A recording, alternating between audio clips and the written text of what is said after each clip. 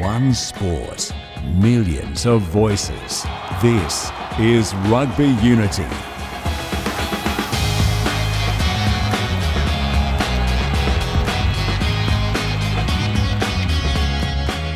This is Rugby Unity. I am David Pembroke, and before I introduce my co-host Eddie Jones to the podcast this week, can I first say a big thank you to you. For those of you who have liked, subscribed, shared or reviewed the program, a big thank you. And for those of you who will do it in the future, I hope, a big thank you to you in advance. We are certainly committed to trying to create a global community of rugby fans who are serious about the game and want to secure its future prosperity. Importantly, we do want to give those people a voice. And that's one of the encouraging things also, is that we are getting great questions from you. So please keep the questions coming.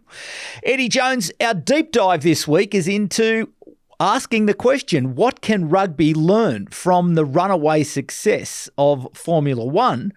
But before then, the news that Antoine Dupont has bought into the ownership group of the Los Angeles Major League Rugby Union team.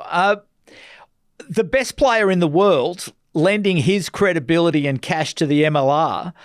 I just think that's a huge opportunity for the game in North America. And in announcing it, they also spoke about his desire to be able to connect up with, you know, the fashion, culture, arts, entertainment parts of Los Angeles. So I just think that that's a huge potential opportunity, particularly as World Rugby starts to look at what it's going to do with its North American growth plan. And with that, I think that if they are able to work not just with the major unions, but to reach down to Antoine Dupont and, maybe the French Rugby Union, the USA Rugby Union, Los Angeles Major League Rugby, and how can they collectively work together to grow the game over there? Because I just think that, ahead of the Los Angeles Olympics in 28, ahead of the World Cup there in 2031, having one of our greatest stars contributing to the game over there, I think that's a really big opportunity. And say, Eddie Jones, the rugby union or World Rugby is talking about games being taken overseas. What about Japan plays France in Los Angeles in 2026 and we get Shohei Ohtani from the LA Dodgers involved in the game as well? Could that work? Well, he's big enough to play, mate. He's a freak, and your pronunciation was pretty good, mate. You've obviously been practicing that. I have. Well, I think that those sort of promotions for the game, and obviously, you're talking about F1, how important the American market is. I think, to commercialise the game of rugby, the American market being opened up is going to be important to that. And, in reality, as we've spoken about, how difficult the financial situations is in most national unions at the moment, whether that'll open up an opportunity for greater investment in the game and a greater return on the game. I'm not equipped to handle that question, but certainly it seems like on the surface a good idea. But Ohtani, I think, the games in Tokyo are all based around Ohtani, mate. It's not about the sport. That's about one guy who's just stands above everyone else is a player at the moment. His hitting skill, he also pitches, and he's unique because he's a big Japanese guy, and he's got a great demeanor about him, humble guy. Has really captured the imagination of not only the Americans, obviously in the baseball, but the Japanese about a guy being able to go over there and beat the Americans.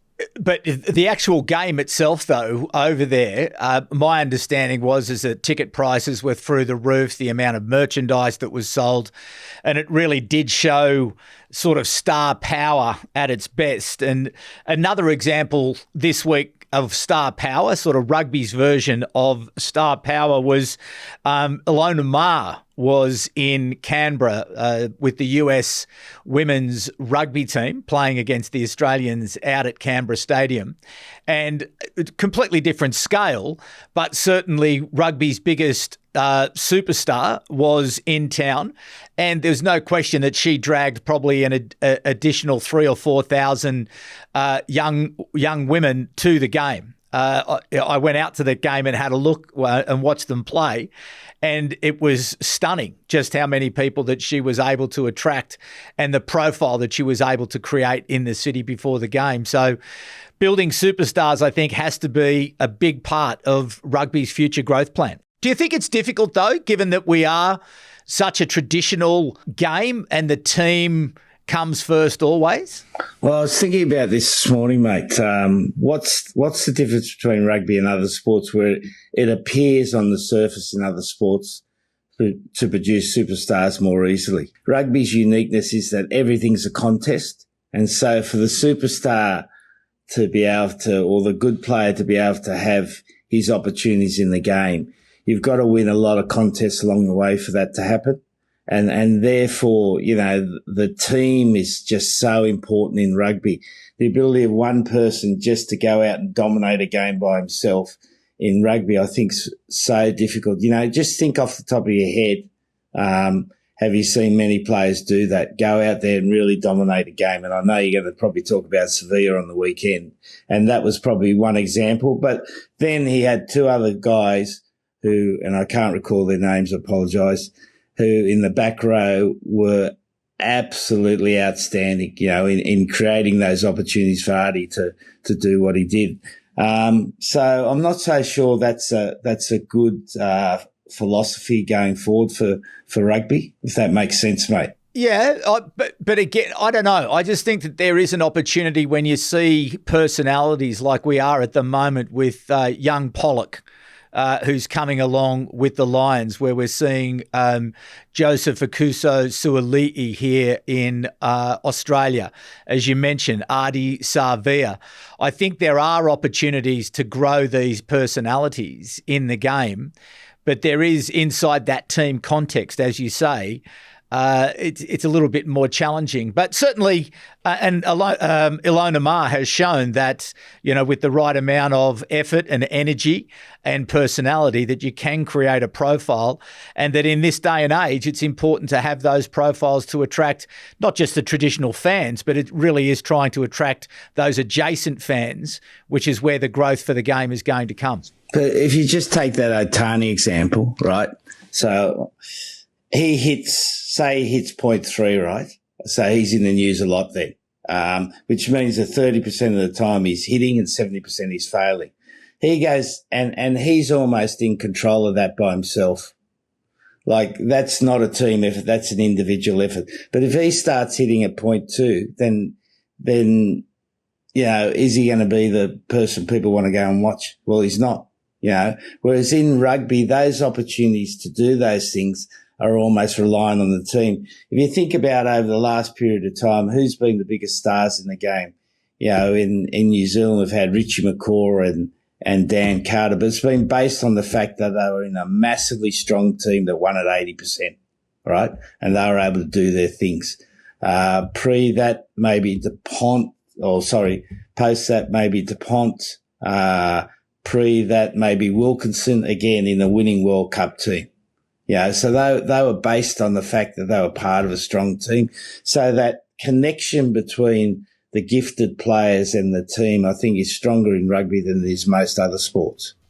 All right, well, we'll leave it there because we're not going to solve that problem today. But after the break, we are going to have a look at what rugby can learn from the runaway success of Formula One.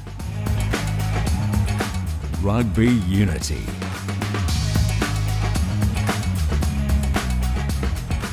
So, if we are to secure the future prosperity of rugby union around the world, we are going to have to make some changes. And certainly, Brett Robinson has been elected on a platform of change as the chairman of World Rugby. So, what's that change going to look like?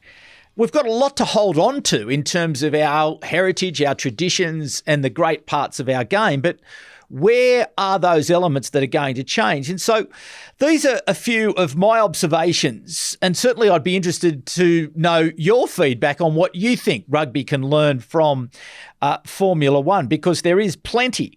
And obviously the sports are very different. There's a different context, there's different competition structures, resources, facilities, technology, infrastructure, but it's still a sport and it is competing for attention. And it does share very of the same revenue lines, such as broadcast rights, ticket sales, advertising, sponsorship, hospitality. And that's money that's currently being invested in other sports and not in ours. So I want to start with a quote from the CEO of Formula One, Stefano Domenicali. And his quote is, "Racing today is not enough. Our main source of success is because we are able to connect to our fans and our understanding that we are a worldwide business." I think that's worth reading a second time. Racing today is not enough. Our main source of success is because we are able to connect to our fans and our understanding that we are a worldwide business. So what's also quite stunning is that only 5 or 6 years ago, Formula One was in desperate financial trouble. The teams were outspending each other, COVID was a threat, and the innovations that the new owner, Liberty Media, who bought Formula One in 2017, were yet to take hold. But to think that the sport has been able to go from being on its knees financially just 5 or 6 years ago should give us a lot of hope in rugby that if we are prepared to make some hard decisions, if we are prepared to work together, if we are prepared to compromise, that perhaps that we can make progress a lot faster than you might otherwise think. Stefano has also made the point on a number of other occasions that he sees the competition for Formula One as not just other sports. He sees it as anyone competing for a person's time and attention, like video games, movies, live theatre, music, which I think is quite clever, that you redefine where that competition is so you see it through that broader perspective. So the battle for the fans is everywhere. So when we look at some of the changes that they've made, perhaps the first category I'd jump into is what I'd call personality, content and data. Under the previous ownership of Formula One, they had a more conservative view on how the drivers and the teams should present themselves and how F1 should capture and distribute content, how they should use data to improve the experience for the fans. But really, when Liberty Media took over, their view was like, let's let it rip. Let the drivers become big stars. Let the content flow on multiple platforms in multiple formats. Update the sport's visual appeal and use that data to enhance the experience of the fans. Now, Drive to Survive on Netflix is the touchstone, really. The first series was out in 2019, and I'm sure many of you have heard about it. I'm sure many of you have watched it, but it was innovative, it was personality-based, it was access all areas, and it was loaded with dramas. Now, it was serendipitous that it hit its peak at the time where everyone was locked up at home during COVID. But the fact is, it was the right content at the right time on the right platform, and it unlocked this new following of young, diverse, and mainly female fans who are now rusted on. And the first 6 seasons of Drive to Survive has a cumulative television audience of 800 million, with a third of those in the United States of America. So it was a stunning piece of content that really had a major impact. So, Eddie Jones, did you watch Drive to Survive? I watched about 20 minutes of the first episode, mate. I was recommended by a number of people to watch it, but I struggle a bit with F1. I've been to a fair few teams and looked at what they do, but it's such a high technology, the team that generally has the most money wins. I really struggle to follow it as a sport. And I know how popular the Drive to Survive is and the effect it's had on F1. So certainly there are some things to learn from that. So it was interesting that in the last couple of years, rugby had its sort of Drive to Survive moment where Netflix did 2 series on the Six Nations. But when they launched the last of the Six Nations series earlier this year, they announced that there wouldn't be a 3rd series and a 4th series. So clearly have you seen those Six Nations series? No, I think, as I mentioned to you off air, I've struggled to watch those sports documentaries ever since the Chicago Bulls one, which I enjoyed immensely. I found the other ones to be so watered down. Yeah, I only watch them not for entertainment, but to try to learn a little bit. And I find because there's such a closeted view of the team, you don't actually pick much up. If there was a criticism that I do have of probably the Six Nations one, is that access is not quite there. And I think culturally in rugby, we do struggle sometimes to be able to give people access. Do you think that's a reasonable observation, that as a sport we remain suspicious of outsiders, that we don't let them too close to us, particularly at the elite level, because of concerns about how it may influence our performance, how it might influence the team? Oh, just going back to the Six Nations one, I was involved in the initial discussions of it. I think they were doing it on the smell of an oily rag. They probably borrowed it from F1, and that funded it. And so it was, there wasn't much incentive to open it up because you've got to get some return on it. And I know you've got to make some investment in time. But I think about, what we did with England in they had the online show. We opened the team up massively for fans, and that became very successful. I don't know the figures involved in it, but I think you probably got a better idea than I. But we opened it up, and they saw most things that happened in the team on a weekly basis. So I don't think that criticism is just. That series, and I remember that when we were having those discussions back during England's time, that series was, I think, particularly powerful. And it really, I think it set the benchmark way back in. When was the first year of that? Was that 2016 or was it 2017? No, it was 2016, mate. Yeah, 2016. Yeah. And they put a lot of time and effort into that. We had a production team with us. They were good guys, and we opened up most things for them, and the players were really comfortable for it. Players bought into it. They enjoyed it. Individually for some guys, it was an opportunity to really start their second career. Joe Marler was always going to be successful post rugby, but he had the opportunity to practice it in the England camp, and Danny Kerr, other guys have done really well in that area post that. So from your point of view, when they came to see you about that particular series, did you have any concerns at that time about opening up? Well, I think the only time you have concerns, and if you go back to those hard knock shows for NFL in the early days, they probably set the mark in terms of discussions between coaches and players on difficult issues such as selection or contract. And the only area we didn't really open up to was coaches' discussions about players. Because sometimes that discussion you have, if it's just seen in that light, can be seen to be disparaging towards that player. So that was the only thing we really closed up. But apart from that, we knew we had to become a team that was liked more because, I was listening to something the other day I was with some Kiwis actually. I had dinner with a couple of Kiwi coaches the other night, and they were talking about how much everyone hates England, and that's pretty universal. And, post the World Cup in 2015, we weren't even popular in England. So we had to find a way to become more popular, and that was part of it, was opening it up. I remember back to those times. I remember those open training sessions that were run at Twickenham, and I think that series had a direct impact on the numbers of people that would turn up, because something like 10,000 people would show up at those open training sessions. Well, I remember, mate, they had to put a ceiling on it at 15,000, because it meant if they went over 15,000, they had to get more staff in and the costs went up. So it was put on 15,000, and we had at least 3 or 4 where it was always close to 15,000 there.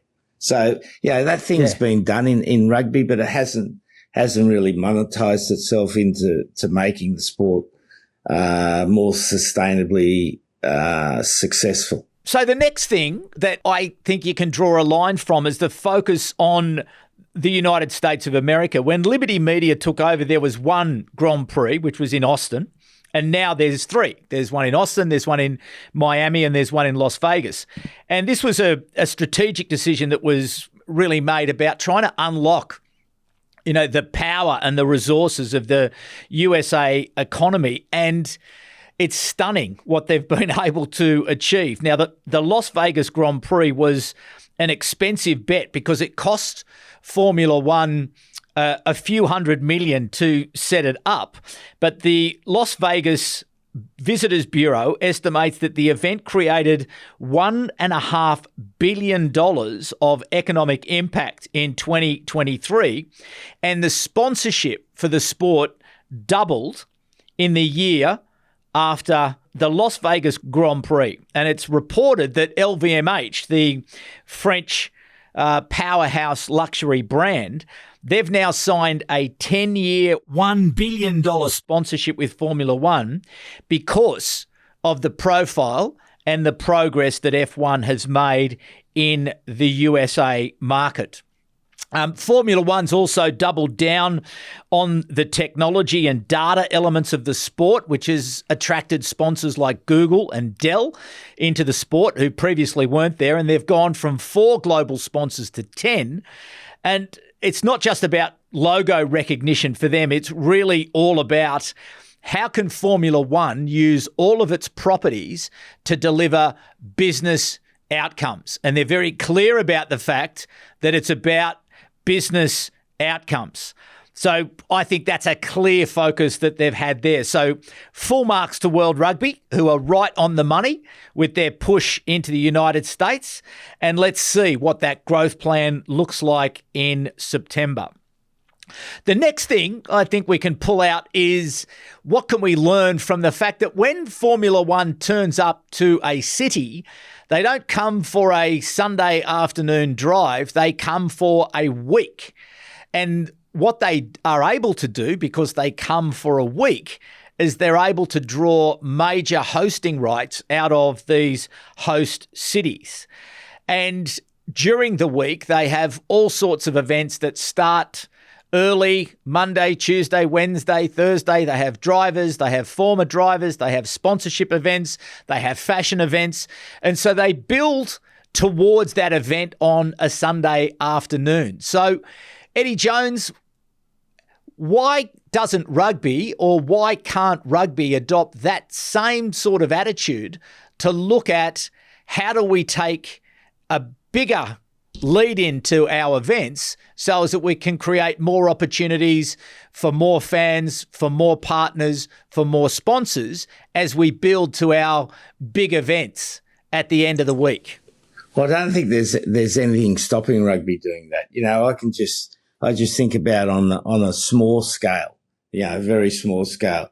We just participated with the Japan under-23s in the Coffs Harbour Festival of Rugby, and they had a golf day on 2 days before the game. And then a day before the game, they had a luncheon where they got, I think, 400 people there. They brought in old Wallabies that used to stay at Coffs Harbour, like Justin Harrison, Matty Burke, Owen Finnegan, Chris Whitaker was there. And it created a run into a low level festival of rugby, low level in terms of, the teams playing. But there's no reason why that can't be done in the test match. And in the old days, that was done a lot. You remember Australia always used to have, there'd be a series of luncheons leading into it, which is doing the traditional rugby way. So the opportunity is, how do you open up that to a bigger market and more fans, and rather just, the old rugby tie, leather patch luncheon. So, the infrastructure's there to do it, mate. There's nothing stopping them doing it. What sort of access would you be able to get, do you think, during the preparation in a test week, to be able to get access for the fans to be able to meet with the players in the lead up to a test match? Well, I think that's the most difficult thing. We play in a sport that's physically exacting, and to prepare for it, the training's pretty hard for it, and the players need their rest. That's not to say that on a 3-day before a game or 2-day before a game, they can't be involved in promotional activities. And again, that has been done. I think all of that's been done, but the scale of it being done is tiny compared to F1. And obviously you need, firstly, how do you break that cycle of where you find the investment to make it on a more grandiose scale? I think that's the biggest question for rugby. It's not what you do and how you do it. It's how you get the investment to lift the level from, if rugby's sort of entertainment schedule into a game is a 2 out of 10 and F1's 9 out of 10. How do you fill that gap out, those 7 points with more investment to get it off the ground? Mm. Well, that's right. And how do you find those adjacent areas where there's real interest? So whether it be collaborations and partnerships with fashion houses, with music, with art, with culture, with entertainment. And I think this is one of the things that F1 has been able to do, is that it's been able to align itself to enormous amounts of influence. And once they're able to do that, to be able to create these experiences that are valuable for sponsors, who are then to be, happy to be able to invest in those events. And I also think that what F1 does very well is use young drivers. They're using emerging drivers, and they're using their retired drivers to fill in the gaps where the players may not be available. But yes, I take your point that it is quite difficult for the players in a normal test week to be able to engage with fans. So actually, I think it might be of interest to people to understand just exactly what does a typical test week look like in terms of its preparation, to understand why it might be a little bit harder for rugby to be able to deliver on fan engagement with players than it might be for, say, Formula One. So if you would, could you take us through what, say, a typical test week might look like from Sunday night through to Saturday afternoon? Yeah, well, I think, every team's different and they run their own programs. But, generally you play on a Saturday. When you're in a test series, you then get up, do a recovery in the morning, and the players are pretty battered after the game. And then there's usually a travel to another city. Very rarely you play 2 tests in the same city. So you're traveling, you're setting up the hotel. So that day is basically recovery, physical recovery for the players. On the Monday, you'll have some sort of strength and conditioning in the morning, review meetings, an organisational session in the afternoon. Tuesday will be, again, what for most teams is the biggest training day of the week, where they'll either have a double session, a morning and an afternoon session, strength and conditioning, physical skills session. Wednesday for most teams, the recovery day.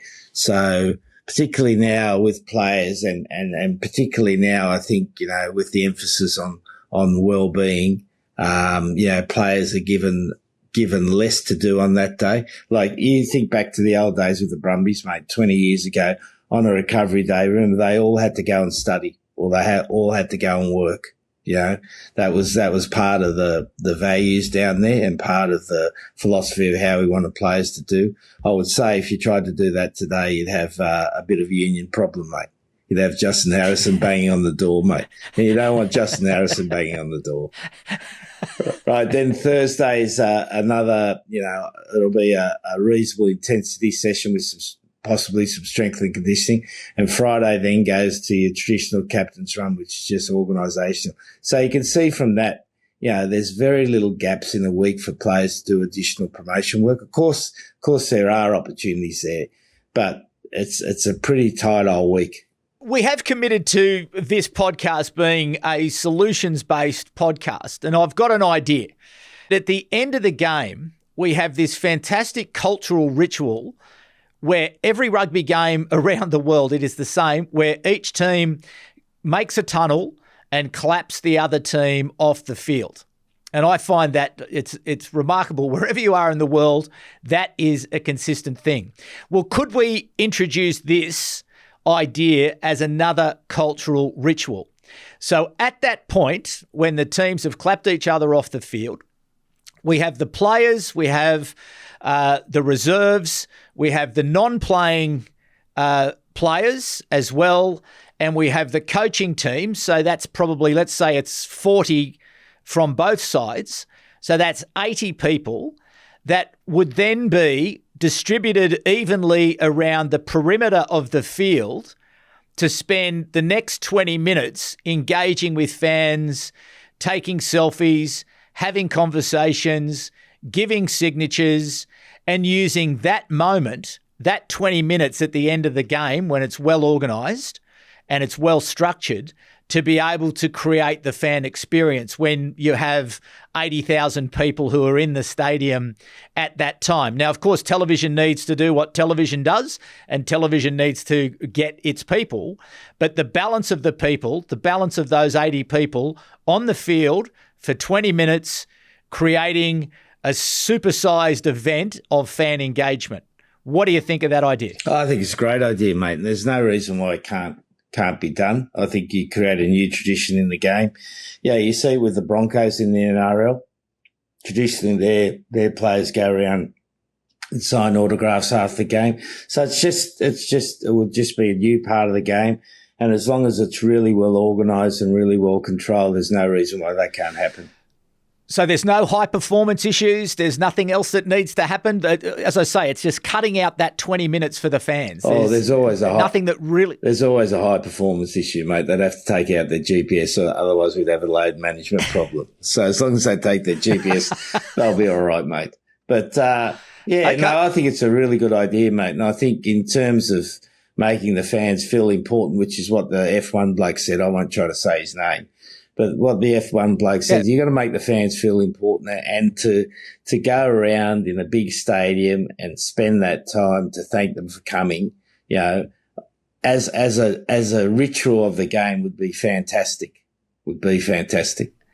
And you could also do it not only at the international level, you could do it at the Premiership, Super Rugby, URC, the top 14 in France. You could do it really all the way through the game. You could even do it down to, say, Shoot Shield level in Australia, or NPC level, and then down the way through the game. And if it became a cultural ritual, just like the clapping off of the field, the level of engagement would go through the roof.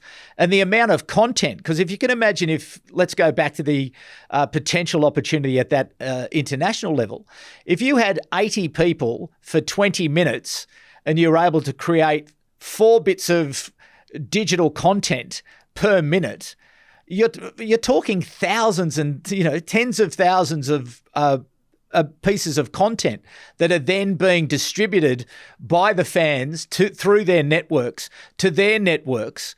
The impacts, the network effects of that could be massive. So, okay, very good. Well, I'm pleased that you think that that's possible. The only place I reckon, I'll just butt in there, mate. Yeah. The only place I reckon it'd be difficult if you're England playing Wales at Millennium Stadium. That might be a bit red hot there, because the fans tend to be, because the stadium's right in the middle of Cardiff.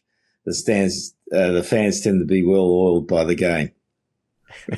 Well, I'm sure our Welsh friends would be able to behave for their children to get the opportunity to meet the great English stars. But what I'm trying to do is, obviously in this conversation, this deep dive, is to look at Formula One. And again, it's trying to look at new, innovative ways, look at change, such that we can drive more interest from more people in more countries, so that they care more about the game, which is then ultimately going to drive further benefit, financial benefit and other benefits to the game of rugby, to enable us to secure its future prosperity into the future. So there you go. So that's a bit of an assessment of what I've seen from Formula One. But please, if you see other things, if you've got other ideas, please be in touch with us. Send us an email, as some of you have been. Comment on other social channels. We'd love to hear from you about what your views are about what rugby can learn from Formula One. So, Eddie Jones, the week ahead, what is ahead of you this week? More training with the Japanese team. Are you getting more players? No. Oh, we've got all the non-playoff teams at the moment. So we've got a group of players plus the university students in Beppu, which Beppu is a little town of 100,000 people in Kyushu. It has its most notable thing is it's got 8 onsens in the town. So it's a bit like Rotorua without the smell. Beautiful little place. And we played New Zealand universities in a couple of days' time. We played them on a couple of days ago and had a good win. So we're looking forward to playing them again. Excellent. All right. So, Eddie Jones, thank you for coming back once again to Rugby Unity. And please, as I said before, like, subscribe, share, help us to be found. We are finding an audience out there, which is great, around the world, and we look forward to more of you joining us in the weeks and months ahead. So for the moment, please be kind to each other. My name is David Pembroke, and it's bye for now.